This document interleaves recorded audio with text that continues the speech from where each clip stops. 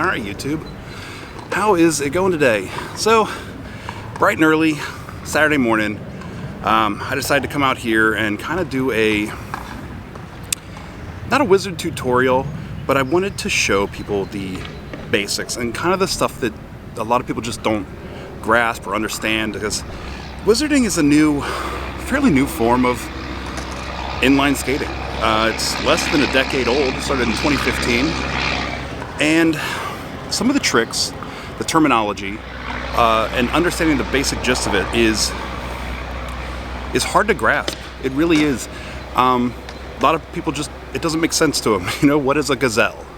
What is a lion? What is a predator, a parallel, a tree?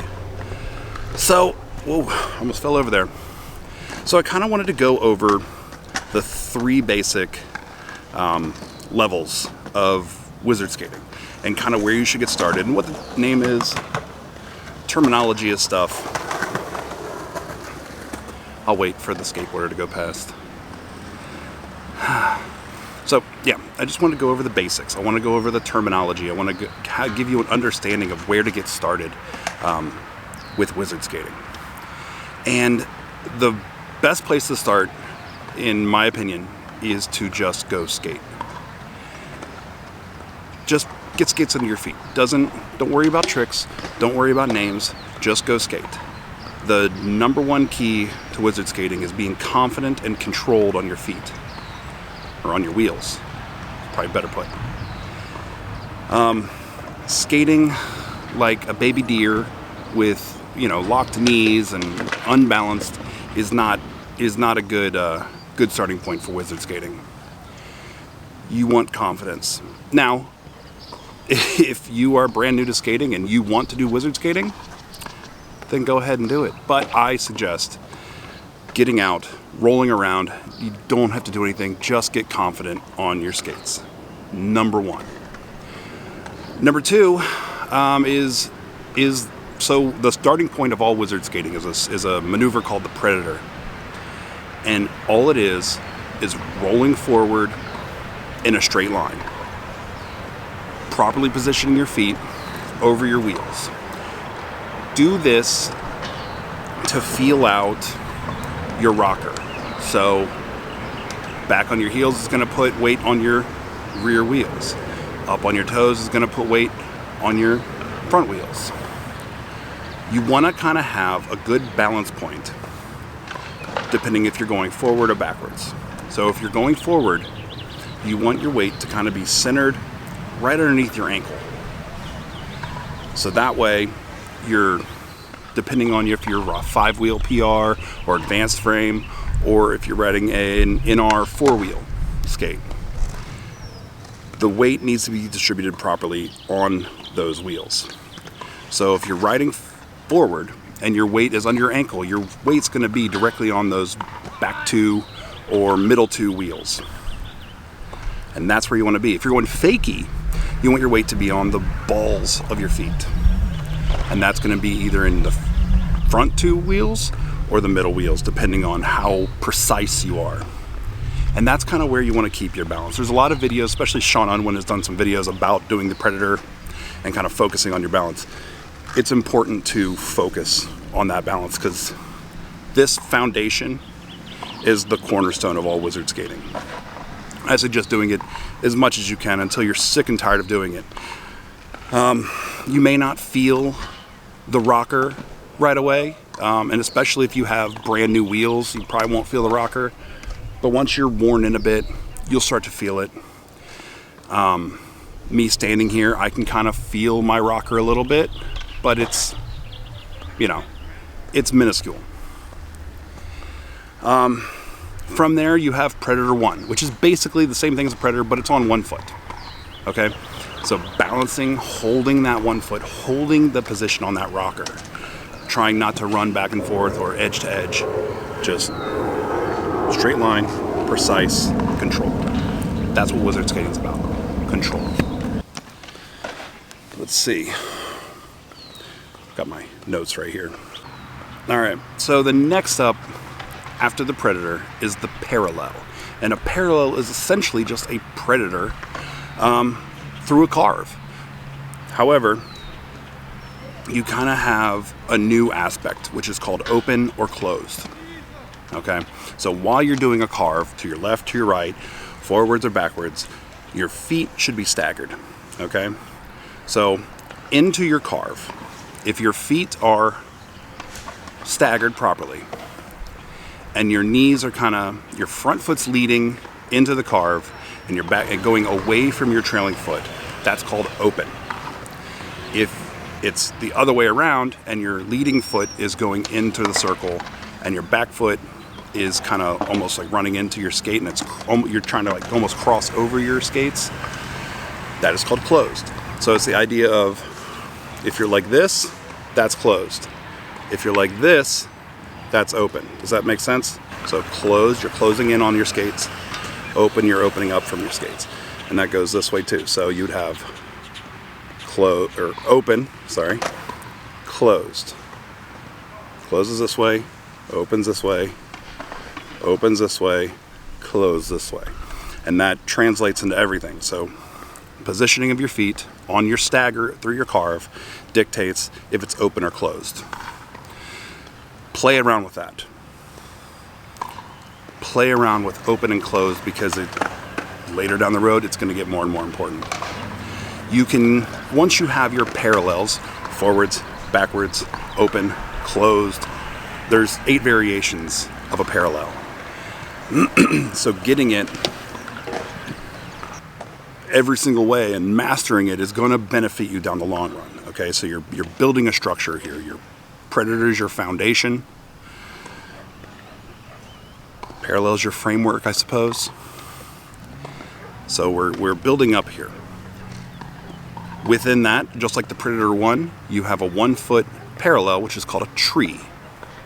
I love doing these. These are my favorite tricks, especially a closed forward tree. There's something about holding that carve and your hips not aligning right. So I use basketball courts mostly for wizard skating. And it's because I like to follow the lines. I like to follow the circle of the basketball courts or the straight lines or whatever it is, in order to make sure that my feet are doing what I want them to do and to be precise about things. There's tight corners, there's wider corners, and you can follow all sorts of different lines to kind of get it down. I've lost my train of thought because people are watching me. So yeah, trees. 8 different variations. Forward open, forward closed to the left, forward open, forward closed to the right. Fakie open to the right, fakie closed to the right, fakie open to the left, fakie open to the right. It's a lot to do, and trust me, some of them are harder than others. I haven't mastered any of this, but I get it. And it took me a while to get it, so I'd like to share that with you. So moving on from there, once you have all of that, so 20 different variations of foot maneuvers and balance techniques, that's where you can start moving into things called gazelles.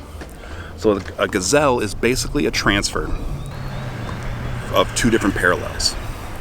So if you're going open gazelle to forward open parallel, transition to a fakie open parallel, you have to make sure that you're maintaining open to open or closed to closed. Transitioning from closed to open or closed open to closed is not a gazelle. I don't know what it is. I don't know that terminology, but it's not a gazelle. Gazelles, you also have to make sure you maintain contact with the surface at all times. There's no picking up your wheels, pivoting on 2 wheels.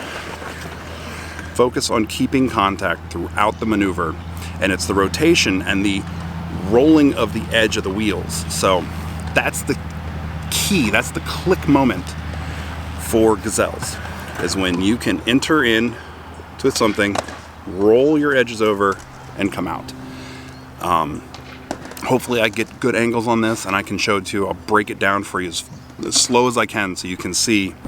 You go into it on one edge, get to the climax, roll over to the other edge, and transfer your weight, transfer your energy to push out coming fakie the other way.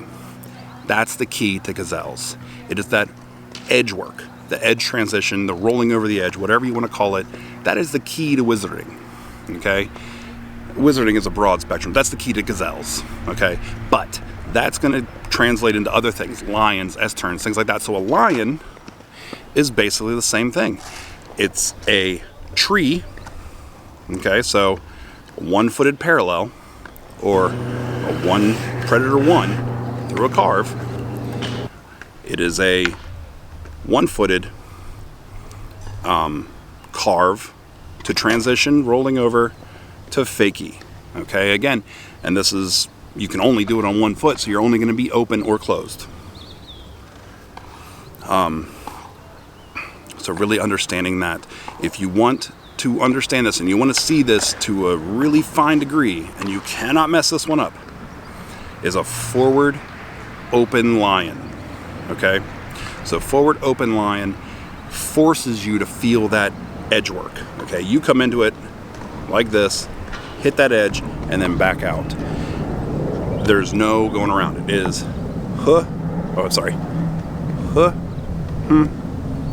and out. The energy transfer, the weight, and you can, the fun thing about this is you can kind of see if you've done it right. If you're skating a fresh court or a fresh area, your wheels always leave marks. So you're gonna feel that, you're gonna see that, and you should see these two little lines of where two wheels are in contact. That's the ideal point. So obviously this is gonna change. I skated my NR 100s today to show you, to exaggerate the movements so you can see that rollover, and that's what you can focus on. Ultimately, that's what everybody wants to learn. They want to learn how to do gazelles. And there's tons of other tricks. You know, wizard skating is so new, and so many different people are getting involved and getting started in this. And and from different disciplines. So people from slalom are getting into it. Quad skaters are getting into it. They're bringing their own little techniques. So I'm starting to see people doing grapevines on wizard skates. And it's really cool to see, because that's going to translate into more and more and more. And there's so many different tricks and techniques that you can get. So hopefully I can break this down for you guys. Hopefully this has been informative, and I want you to just get out there, skate, have fun, and just let's go skate. I guess that's it. So anyway, enjoy, like, subscribe, please share, and I'll catch you guys later. Bye.